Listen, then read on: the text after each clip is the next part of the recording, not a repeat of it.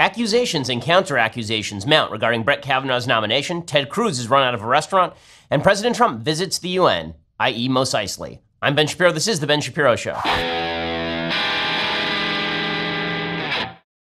Hey, well, I'm back, and I'm very excited to be here. I mean, I was out for 2 days, and apparently the world exploded, and then I returned this morning, and things were just as bad. I mean, Michael Avenatti's making all sorts of trouble. Lots of parties happening all over the place.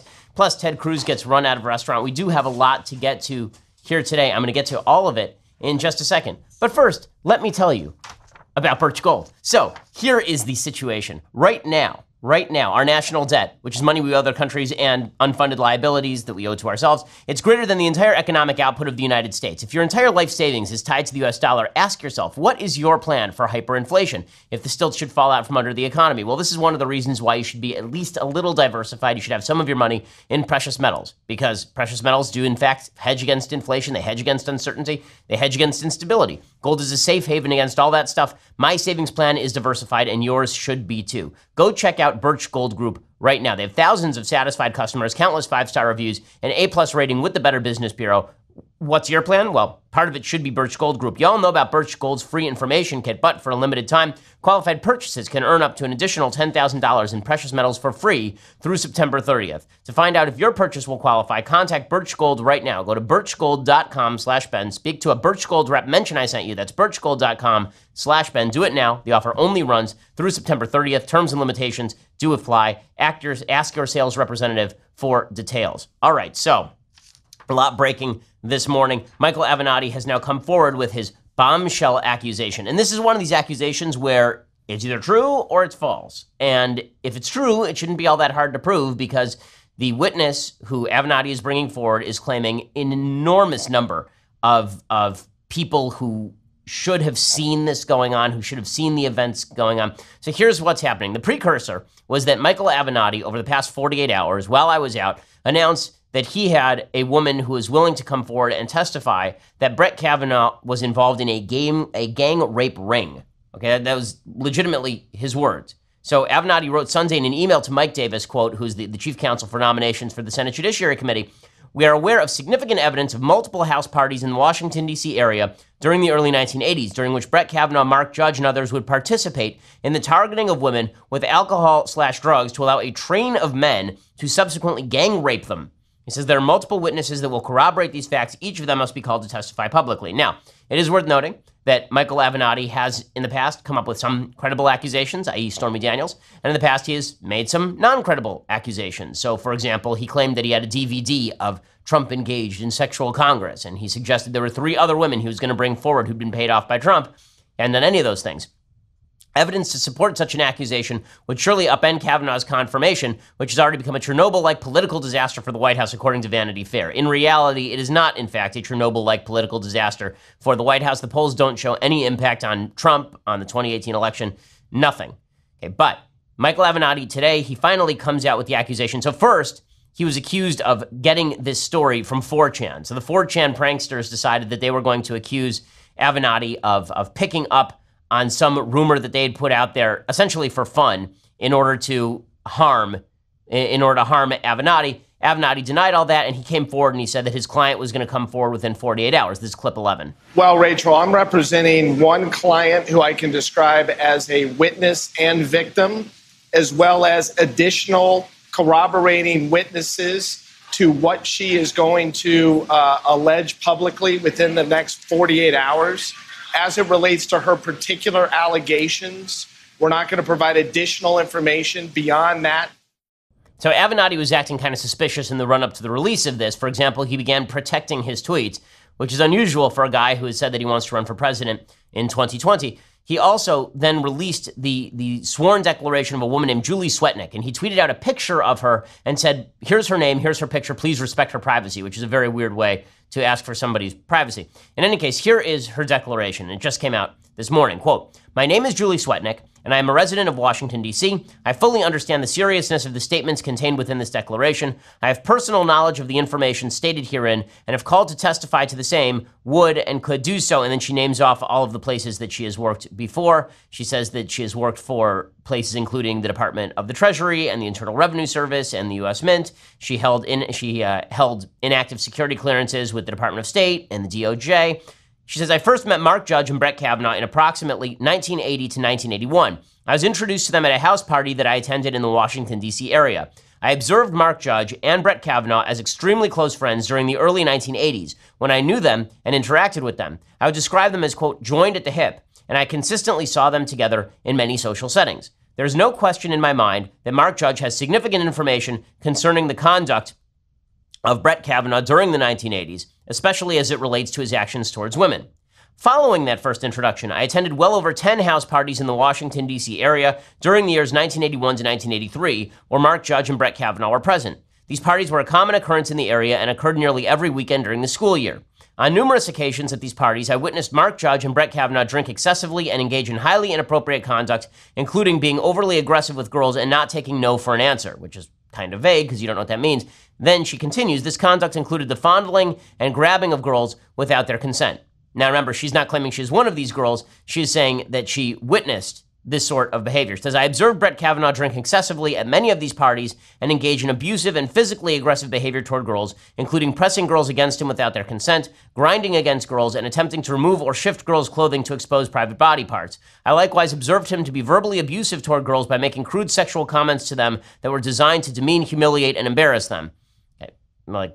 So the last part there is him being a jackass in high school. "I often witnessed Brett Kavanaugh speak in a demeaning manner about girls in general, as well as specific girls by name." Again, jackass in high school. "I also witnessed Brett Kavanaugh behave as a mean drunk on many occasions at these parties." Again, jackass in high school. So far, the only allegation she's made that is actually damaging is the allegation that he was engaged in physically aggressive behavior toward girls without their consent. Guys saying mean stuff about girls when they're in high school is kind of called high school.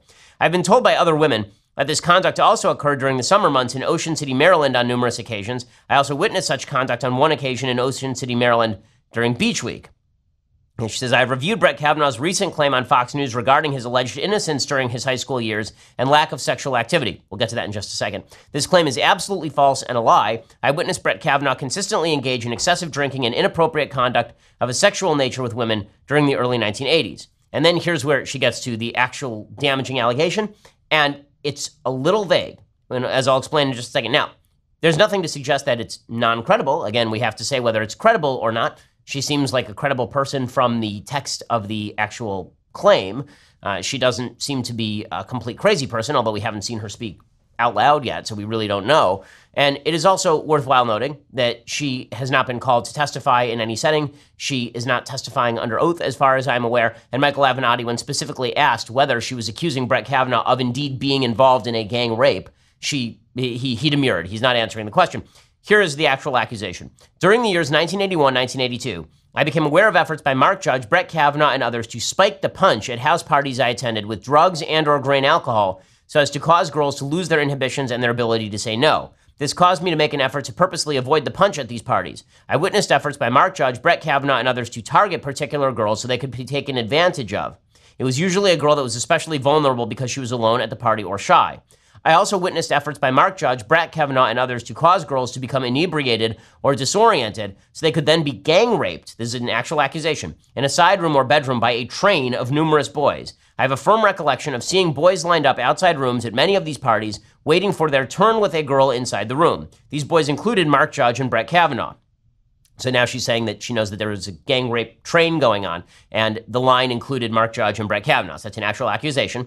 "In approximately 1982, I became the victim of one of these gang or train rapes where Mark Judge and Brett Kavanaugh were present." Now, here's where it gets vague. It's not clear whether she is saying that they were involved in the gang rape or train, or whether they were just at the party, like she was also at the party. So, there were people at the party, apparently. "Shortly after the incident, I shared what had transpired with at least 2 other people. During the incident, I was incapacitated without my consent and unable to fight off the boys raping me. I believe I was drugged using Quaaludes or something similar placed in what I was drinking." So obviously, a pretty terrible story. "I'm aware of other witnesses that can attest to the truthfulness of each of the statements above."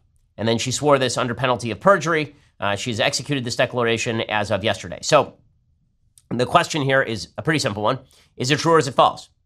Is it true or is it false? She's claiming now that they were at parties where there were dozens of witnesses, where people saw this gang rape train occurring on a regular basis, that she would continue going to these parties on a regular basis, even knowing that these boys were performing a gang rape train in the other room, which is sort of an odd sort of suggestion. And if you went to a party and you saw people performing gang rapes there, would you, at the very least, would you continue going to those parties on the weekend? Seems kind of suspicious. The fact that she went to Michael Avenatti to reveal this particular scenario is also suspicious. Bottom line is, we're going to need more evidence on this. We're going to need some corroborating details. We're going to need to know what the weekends were. We're going to need to know who else was there. She says that she's aware of other witnesses that can attest to the truthfulness of each of the statements above. Who are these other witnesses? We just don't know at this point. We have no idea. So all of this is brand new. We don't have any of the details as of yet.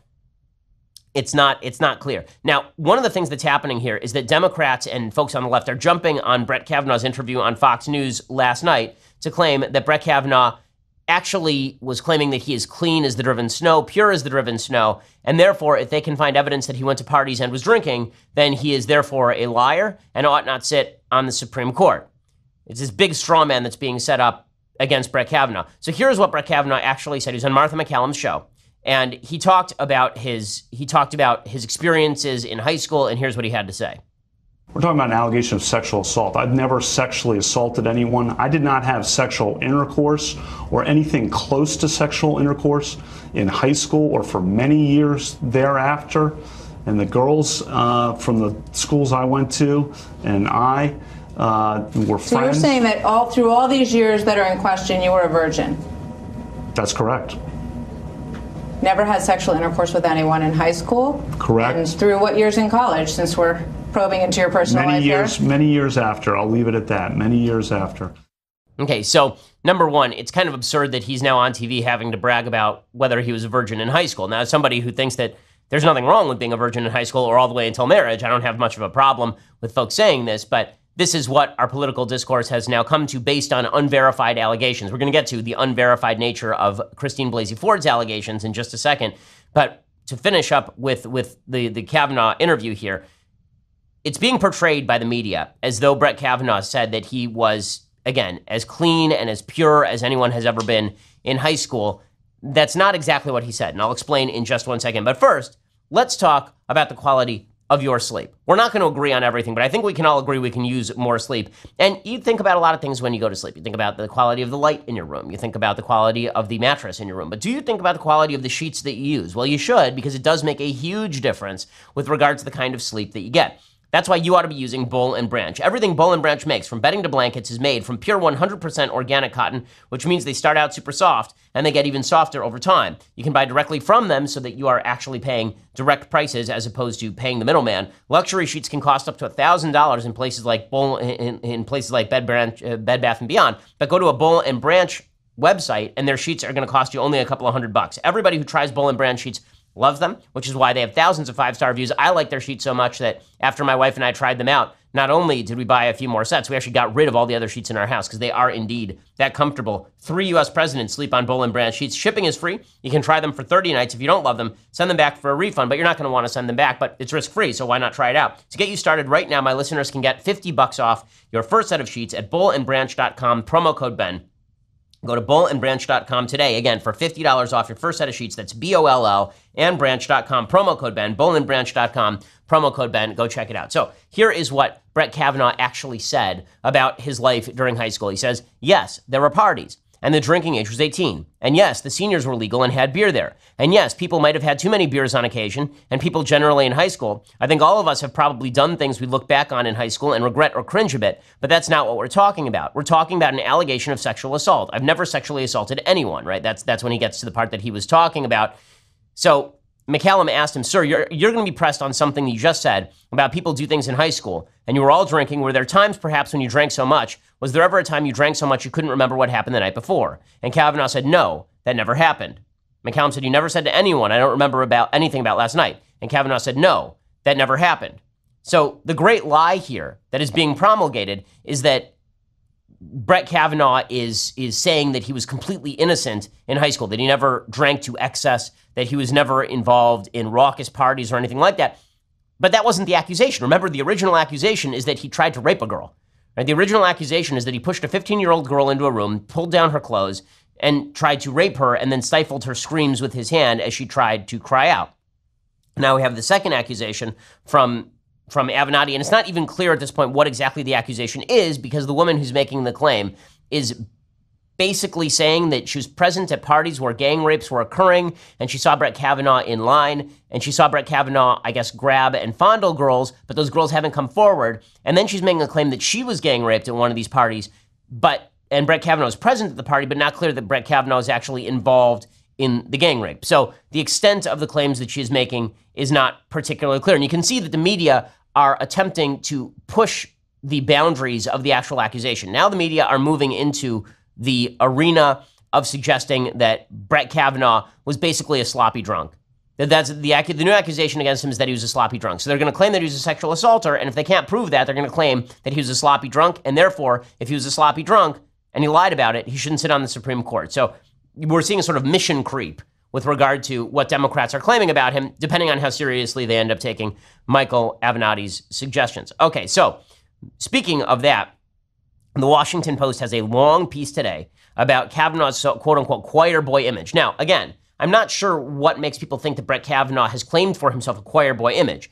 As I just read to you from the transcript of McCallum's show, he is not claiming that he had a choir boy image, right? He is saying that he was drinking to excess at parties. But the Washington Post has a long piece today, an investigative piece about Brett Kavanaugh drank a lot. Okay, drinking a lot in high school, if that were a crime, 90% of the American public would be ineligible for any government job.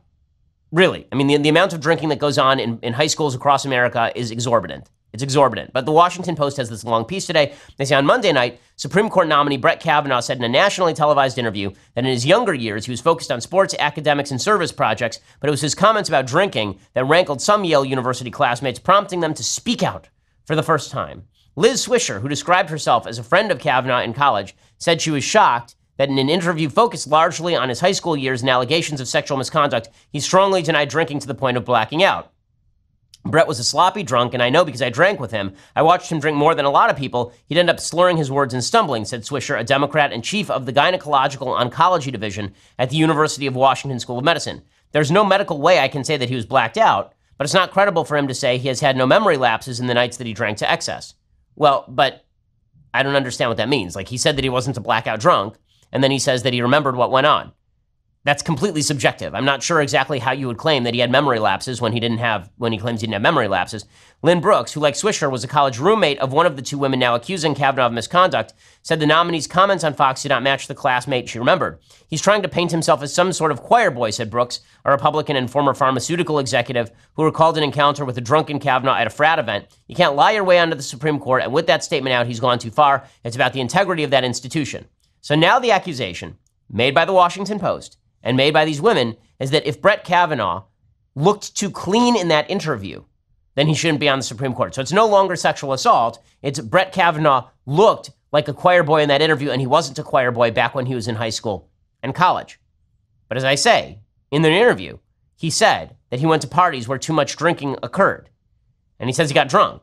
So I don't know what exactly the accusation is. So now they are trying to basically say that he perjured himself on the basis of all of this. That he perjured himself on the basis of, did you get drunk in high school? That's not going to cut it. It's just not going to cut it. And then meanwhile, there's another allegation that they've brought forth, the Democrats have brought forth, and it is indeed an extraordinarily weak allegation. Okay, it's an allegation from the New Yorker. This broke Sunday afternoon.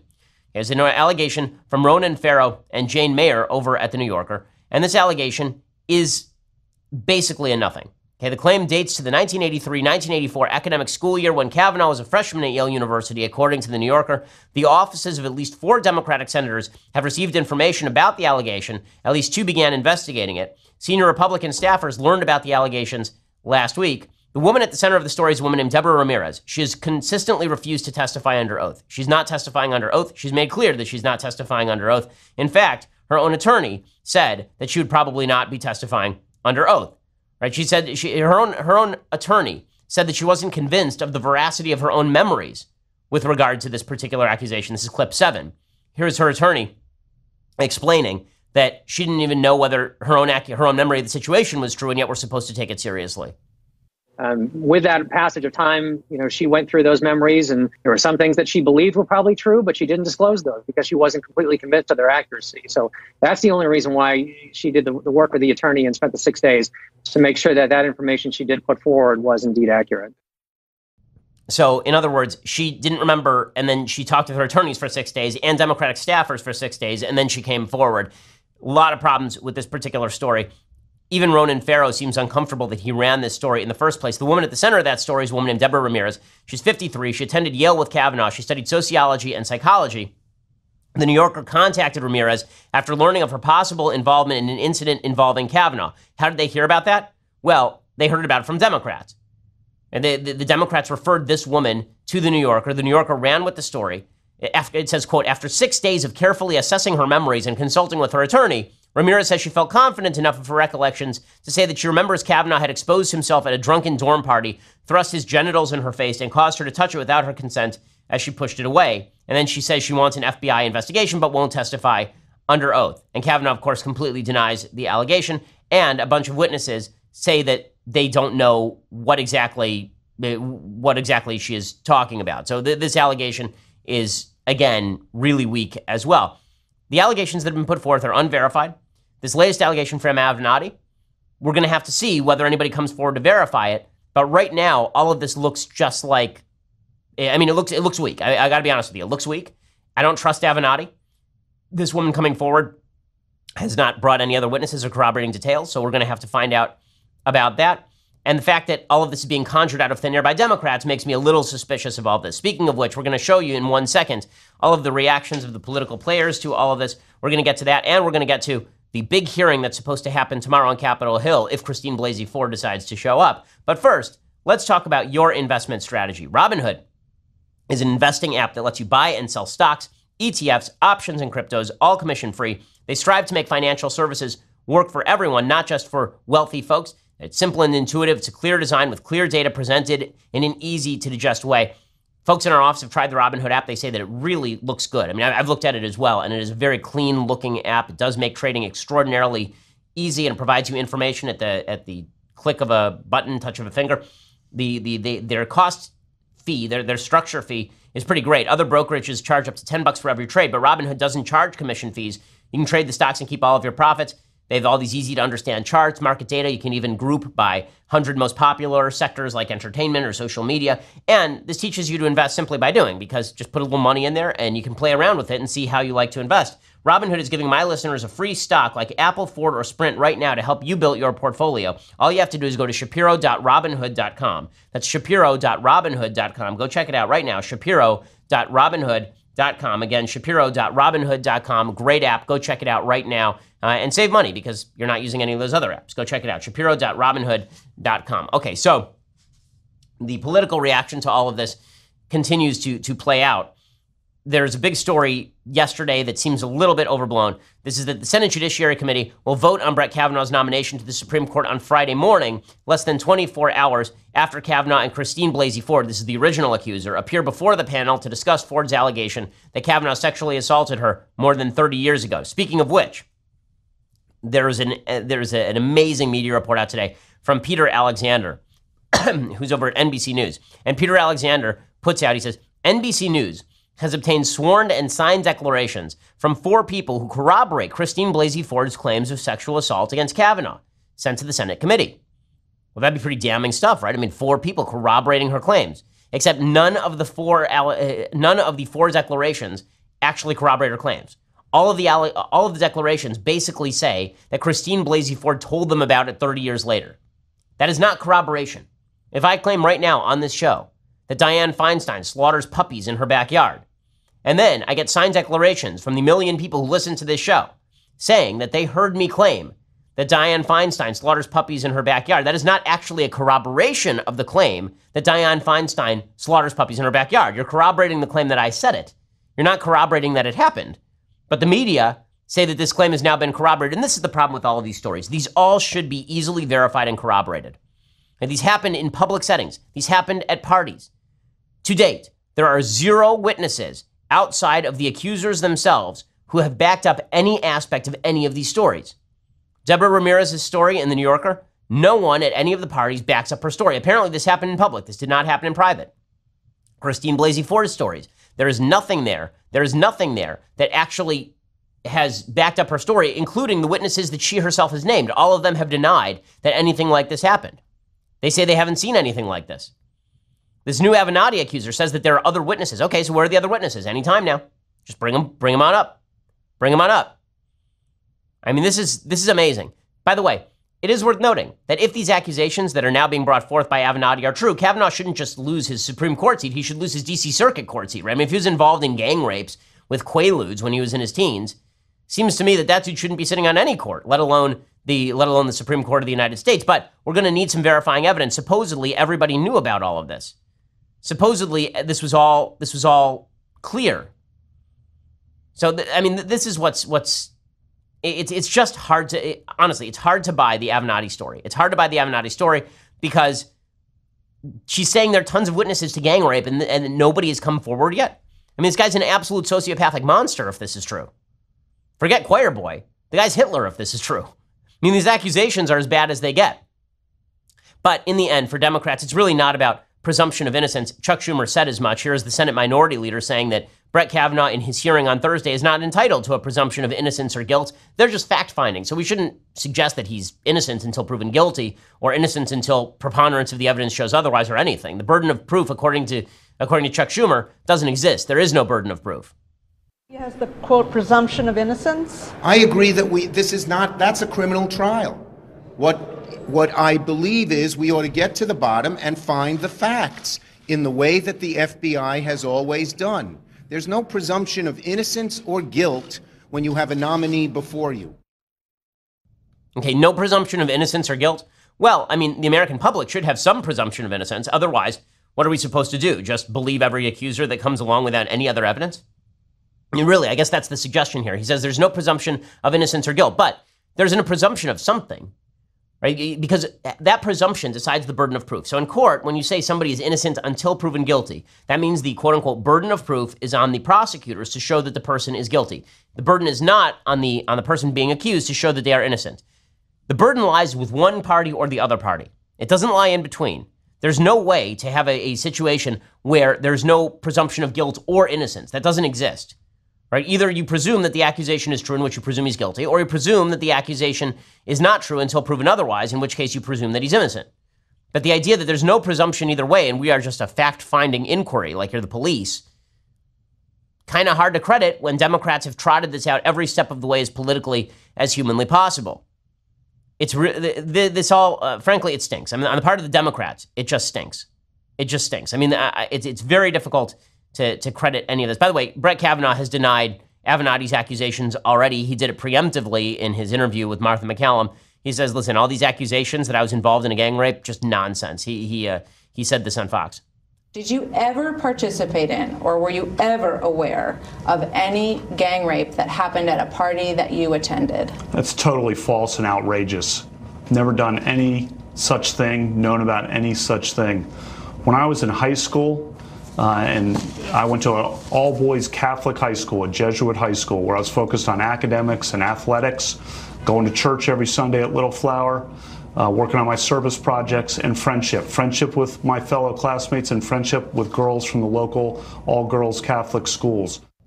Okay, so he's denied the accusations that Avenatti is putting forward already, and that's perfectly obvious that he's denying the accusations that have been put forward. But Democrats, again, they're playing a game here where we don't even know where the burden of proof lies. We just don't know.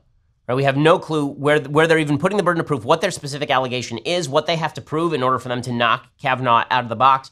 None of this is clear. And so President Trump, when he comes forward and he says, listen, this seems to me like a con game, I got to agree with the President of the United States. Here's President Trump speaking on this. Normally, I hate when he speaks about stuff like this, but when he's right, he's right. And I think what he says here is basically correct. This is a con game being played by the Democrats. Also, take a look at the lawyers. These lawyers are the same lawyers that have been fighting for years. They keep fighting. Take a look at the lawyers. Okay, I don't think that there's anything wrong with him saying that, and I think that he's basically right, that this has all been ginned up by Democrats at this point. I mean, look at Kirsten Gillibrand, who basically said that Brett Kavanaugh should be calling for an FBI investigation into himself, or he's guilty in some way, which is essentially a Stalinist tactic. Now she's saying Fox News is evil because they're trying to confuse people about Kavanaugh. No, they're trying to say you're going to need to show some proof of something here, but here she is making the claim anyway. Every time you hear on Fox News, oh, innocent, assume you're innocent, you have to have proof beyond a reasonable doubt. They're trying to confuse voters. They're trying to confuse people across this country. That is not what this is about. No, you are trying to confuse people across this country by not making clear your standard of proof and by not making clear the nature of an accusation that you think should rule somebody out of politics. Again, if the accusation is he got drunk in high school, guilty. He says he got drunk in high school. If the accusation is that he sexually assaulted somebody, I don't know what you're going to be able to do with that. Like, I don't understand what exactly the accusation is. It's very difficult. It's very difficult to figure out exactly what the claim is. Like, really, I'm having a difficult time coming up with what the claim is because Christine Blasey Ford has made a claim. It is not clear to me what exactly the evidence is for that claim. Is it enough to claim that he grabbed a girl and pushed her on a bed and made her, and she screamed, he put a hand over her mouth? Yes, obviously that'd be enough to rule him out. Would it be enough to claim he was part of a gang rape train? Yes.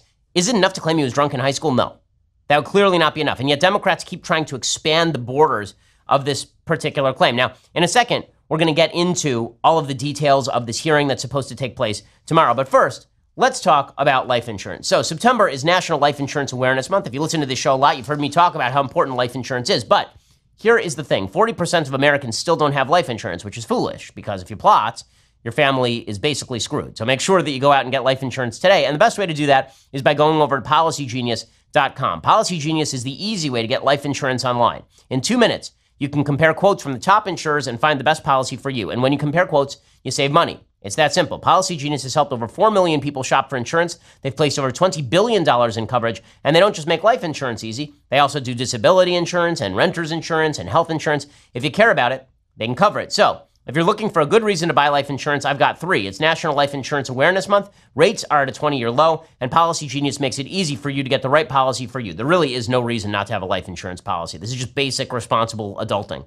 Go to PolicyGenius.com, get those quotes, apply in minutes. You can do the whole thing on your phone right now. PolicyGenius is indeed the easy way to compare and buy life insurance. Go over to PolicyGenius.com and get those quotes and apply in minutes. Alrighty, so we're going to discuss what we can expect at the hearing tomorrow, plus President Trump at the UN and Ted Cruz being chased out of a restaurant. We'll get to all that stuff, but you're going to have to go over to dailywire.com and subscribe. For $9.99 a month, you can get the rest of Daily Wire's shows, right? You can get them all live. You can get the rest of my show live. You can get the rest of Andrew Klavan's show live. You can get the rest of Michael Knowles' show live. Plus, when you subscribe, you also automatically download and have access to our Sunday specials, which are just fabulous. We have an extra question that we ask on the Sunday special you can't get unless you are a subscriber. This week's Sunday special features Cameron Kasky, a Parkland student who was present during the mass shooting and was a member of March for Our Lives. He's now left March for Our Lives. A really interesting interview. I think that you'll enjoy it. Hey everyone, I'm Cameron Kasky. These are my tears, and I'm on the Sunday special. So go check that out. Right now, I think Cameron is a really genuine kid. I think that I'm old enough to call him a kid, which freaks me out. But I think Cameron is a genuine guy trying to search for some better answers for himself and at least have honest conversations. So you're going to want to hear this one. I think that it's worthwhile. Also, go check us out at YouTube or iTunes. Subscribe, leave us a review. We always appreciate it. I don't have my Leftist Tears Hot or Cold tumbler, so I hold up my invisible one that I bring with me whenever I'm on the road. This one right here is a $99 subscription tumbler. It is magnificent. It is better than the $9.99 a month subscription because, hey, it's cheaper, and also you get a mug with the powers of invisibility, which is pretty incredible. So go check that out right now. We are the largest, fastest growing conservative podcast in the nation.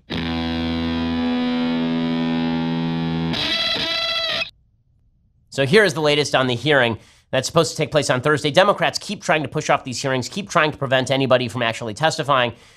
2 days ago, Senator Feinstein, the ranking Democrat on the Senate Judiciary Committee, according to the Washington Post, called for a delay in further consideration of Brett Kavanaugh after a second woman accused him of sexual misconduct. She said, I'm writing to request an immediate postponement of any further proceedings related to the nomination of Brett Kavanaugh. Does this seem like a group of people who desperately want to have their clients testify? Does it seem like a group of people who really want to have their clients questioned by prosecutors? Seems to me like not. And Democrats are very upset because Republicans are going to have an Arizona prosecutor asking the questions instead of members of the committee. According to LMT Online, Republican senators have selected Arizona prosecutor Rachel Mitchell to question Judge Brett Kavanaugh and the woman who has accused the Supreme Court nominee of sexually assaulting her when they were teenagers, according to a top senator. Mitchell is the sex crimes bureau chief for the Maricopa County Attorney's Office in Phoenix, and she's going to query the two at Thursday's highly anticipated Senate Judiciary Committee hearing. She's a registered Republican. She's worked for the Maricopa County Attorney's Office for 26 years. Because she's in Maricopa County, this has led Democrats to claim that they basically went through Sheriff Joe Arpaio to come up with this prosecutor. There's no evidence of that whatsoever. She's a well-respected prosecutor in this particular region. Republicans are turning to her to ask all the questions specifically because she's a woman. Let's be honest about this. They're doing this because Democrats claimed that Republican senators should not ask questions because they were men. So Republicans said, okay, well, how about we bring a woman? And Democrats said, that's not fair because we wanted it to be men so you'd look bad. I'm not kidding. This is exactly what Democrats are saying.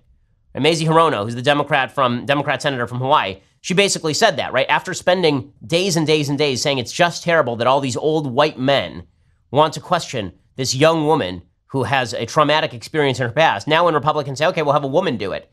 Now the Democrats come forth and they say, it's just terrible that these old white men won't question this young traumatized woman. Here's Mazie Hirono doing just that.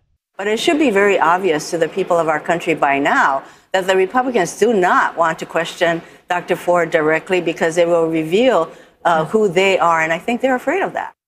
Okay, so they don't want the Republicans questioning them, but they also don't want a woman questioning them, which suggests, again, these do not look like honest allegations that are coming from an honest place for the Democrats. Now, maybe all of this happened. And if it all happened, as I say over and over and over, these are egregious crimes that he's being accused of. If they are true, he should lose his job, right? I mean, he should not sit on the D.C. Circuit Court of Appeals, let alone the Supreme Court. But it seems to me much more like Democrats just want to create a miasma of confusion around Kavanaugh based on unverified allegations. Hirono's making that obvious. Right? Hirono says that Kavanaugh will always have an asterisk over his name no matter what happens from now on, which is a pretty hellish standard. If the way we're going to now run things is that there's an asterisk by your name if an allegation is even made about you, what's to prevent allegations from being made about everyone at any time for any reason, and then there's just a cloud surrounding you? That's why we require evidence. That's why evidence is useful. If we're going to ruin somebody's life, at the very least, we ought to have some evidence that a life ought to be ruined. Okay, that's not what we've seen so far. Here's Hirono.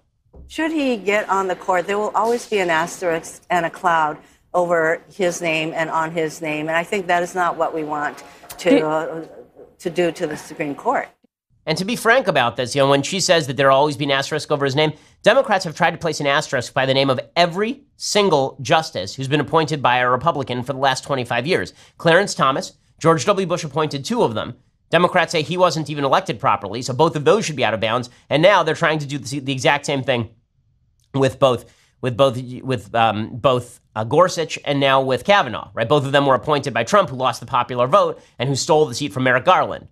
So all five of the justices appointed by Republicans who currently are sitting on the court or about to sit on the court, Democrats have attempted to create a miasma of confusion about. And that miasma of confusion extends to the way that they talk about the case itself. So Christine Blasey Ford is the one who wants to limit the Senate coverage. And she says she only wants one camera in the room. And apparently Republicans agreed to that, which is insane. That's insane. I don't even know why you would agree to such a thing. Why would you agree to one camera in the room? And we have one camera in the room right now. Why? Because there's only one target for the camera in the room. It's me. But if we wanted Colton on camera, now we're asking Colton questions, you'd need two cameras in the room. Otherwise, you just get the camera swiveling. Okay, that's silly. You'd want to see my reaction to Colton's answers, for example, if ever we were to interview Colton for some bizarre reason. Okay, but the reality is that in this particular case, you need a camera on her, and you need a camera on the person asking the questions. You need two cameras. Republicans apparently agreed to one. She doesn't want mass press coverage, so she wants to limit the number of people in the room. I don't understand how she's being allowed to get away with any of this. She was allowed to drive across the country instead of fly.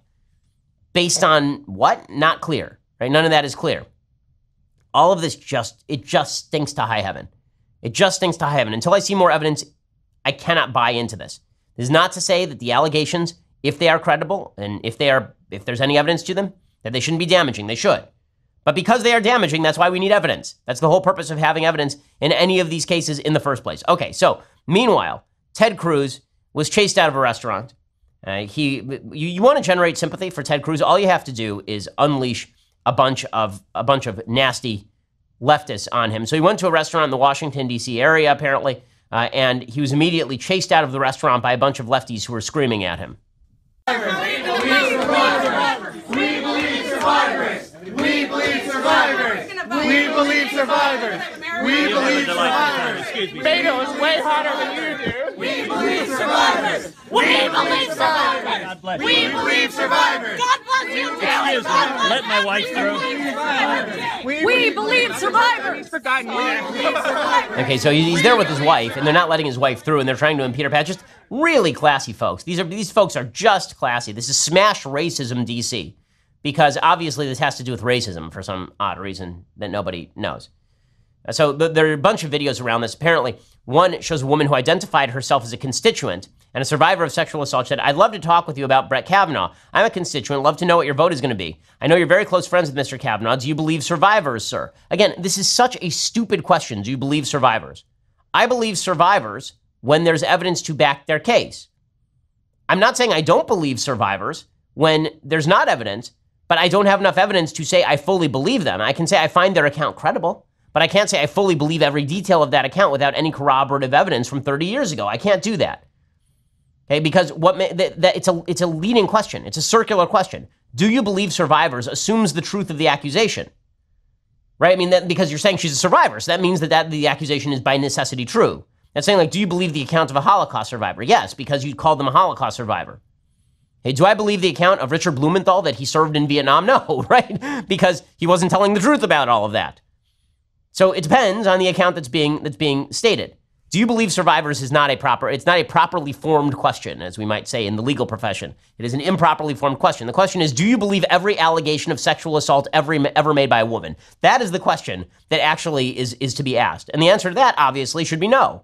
Because there are some accusations that are not true, or people misremember, or they get the facts wrong. But that means that we have to run Ted Cruz out of a restaurant. And people on the left will say, well, that's good. Ted Cruz deserves it. You got to live out your values in public life. Listen, I'm lucky. I go to kosher restaurants, and I'm pretty popular with my crew. So when I go to kosher restaurants, this has never happened to me. But I could see it happening if I was ever out to lunch with some folks, and just having my typical water while they eat a nice dinner. If I were to do that, I could see this happening. The idea that we're going to extend all of this to public life, you want a worse country? We're getting it right here. So Beto O'Rourke condemned it. Good for him. He said, not right that Senator Cruz and his wife Heidi were surrounded and forced to leave a restaurant last night because of protesters. The Cruz family should be treated with respect.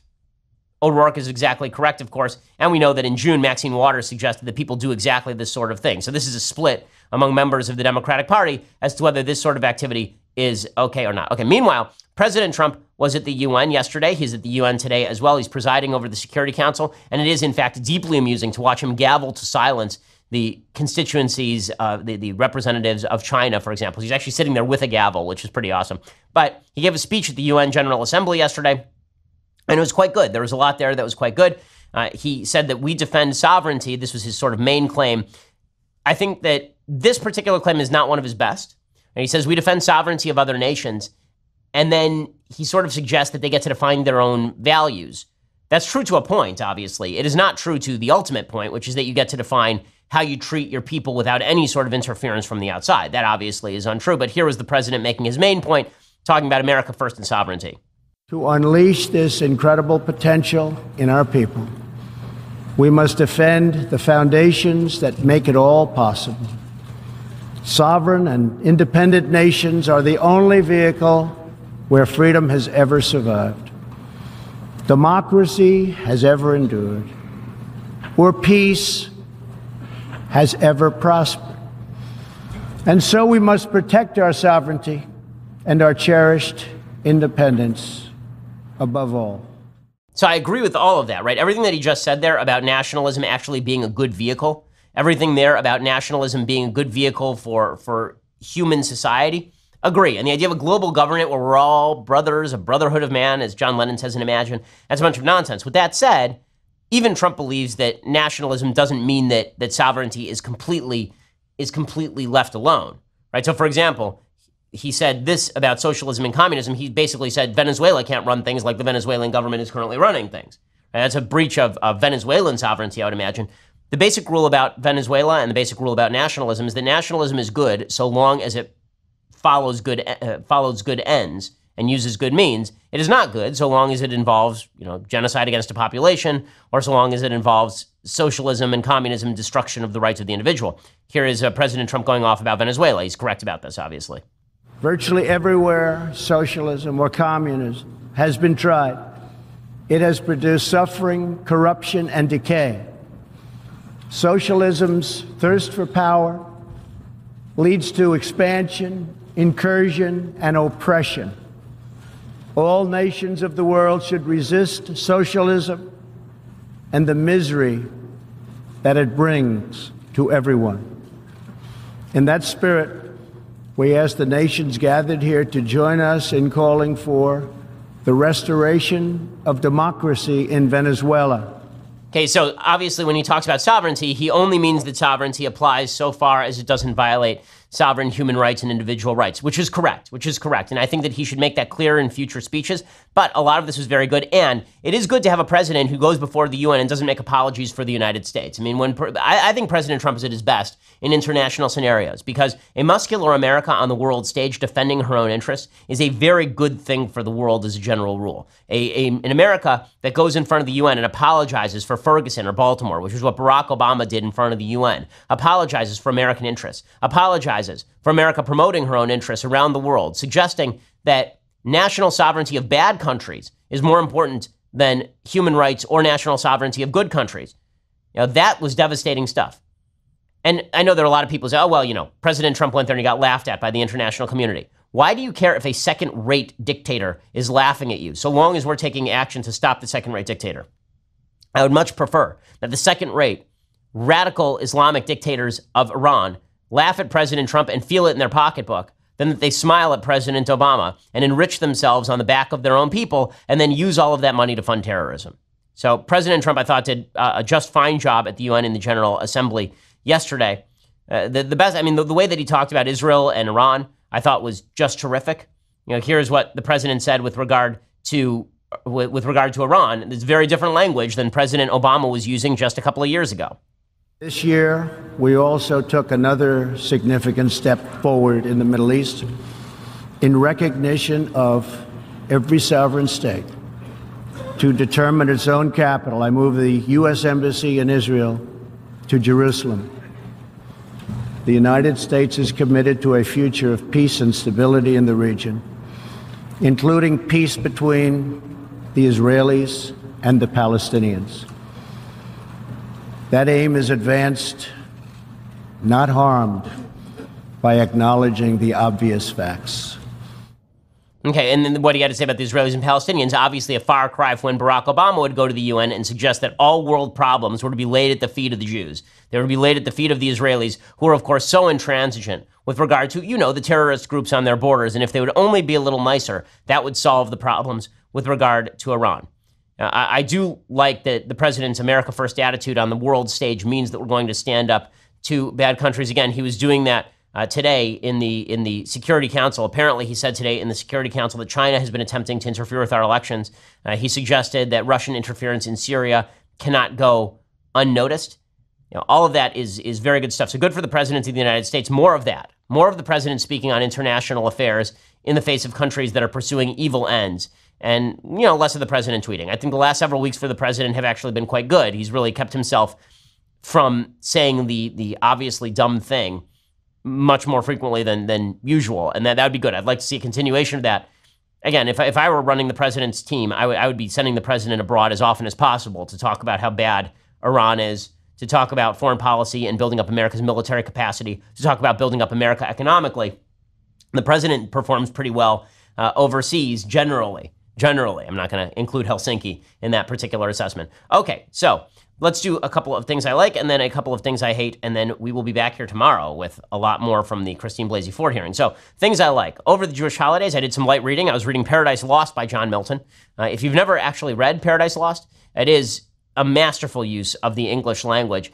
And people misread Paradise Lost. So because we live in a post-romantic era in which people value emotions above facts, and in which people value rebellion and passion above, I think, lucid thought, people for a long time have identified Satan in Paradise Lost as sort of the anti-hero, that really the hero of Paradise Lost is Satan, right? Satan fights a war with God because he doesn't feel like paying obeisance to God all the time. And so God casts him down, and then Satan infiltrates the world and acts as the snake in order to seduce mankind into original sin. And then God sends Jesus in order to make up for the original sin, basically. But Satan gets all the good speeches. And there's no question about this. I mean, when you read it, Satan gets all the good dialogue. So everything Satan says is really compelling because good evil characters on film and in plays and in Paradise Lost are very compelling because something draws us to the passion of evil.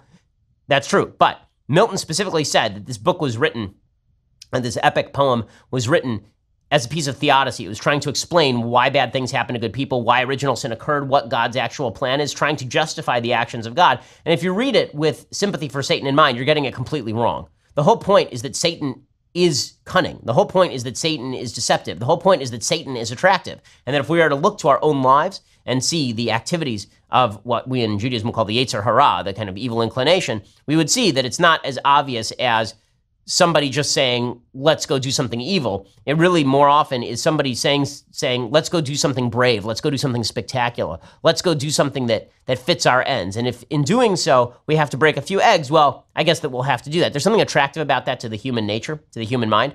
That doesn't mean that Satan is right and God is wrong. It means that we are wrong and God is right. And that's what Paradise Lost is really about. It's the word choice, the biblical references, it's just magnificent. I'd really never spent any time with it before. It's truly incredible. So go check it out, Paradise Lost by John Milton. Okay, time for a couple of things that I hate.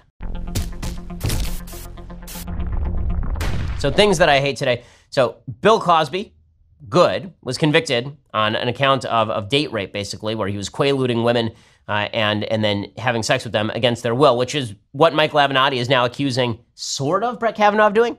So if Brett Kavanaugh is guilty of it, then obviously Brett Kavanaugh should go down, but you're going to need some actual proof. So Bill Cosby's lawyer said the dumbest thing that it's possible to say here. And he said that Bill Cosby being persecuted here after acknowledging that he used quaaludes. Like Bill Cosby said, he himself said he used quaaludes when he was with women. His lawyer says that this was just like the persecution of Jesus. Jesus didn't date rape people. Just FYI. For those who've never read the New Testament, nothing in there about Jesus turning the water into the wine without the consent of the women. That was not actually a thing. So here is Bill Cosby's lawyer saying silly things. Mr. Cosby's doing great, and Mr. Cosby knows that God is watching over him.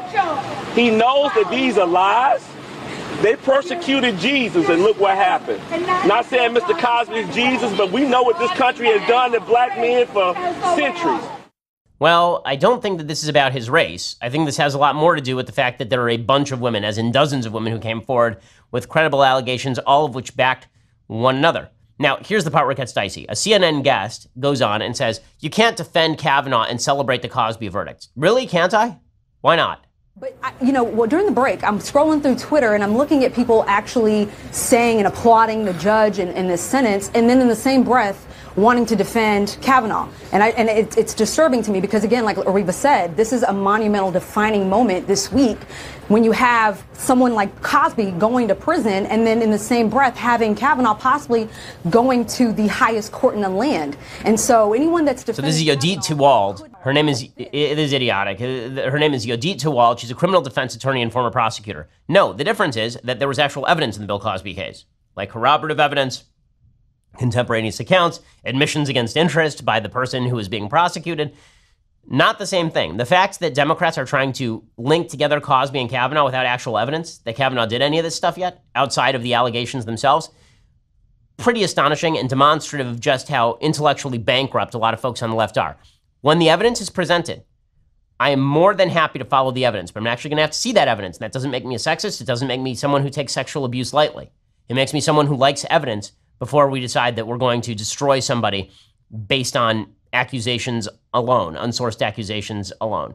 Okay, well, we will be back here tomorrow with all the latest high drama as Christine Blasey Ford heads to the Senate to testify, being questioned by an Arizona prosecutor. Brett Kavanaugh will be there as well, and we'll be there to cover all of it. I'm Ben Shapiro. This is The Ben Shapiro Show. The Ben Shapiro Show is produced by Senya Villarreal, executive producer Jeremy Boring, senior producer Jonathan Hay. Our supervising producer is Mathis Glover, and our technical producer is Austin Stevens. Edited by Alex Zingaro. Audio is mixed by Mike Caramina. Hair and makeup is by Jesua Alvera. The Ben Shapiro Show is a Daily Wire Forward Publishing production. Copyright Forward Publishing 2018.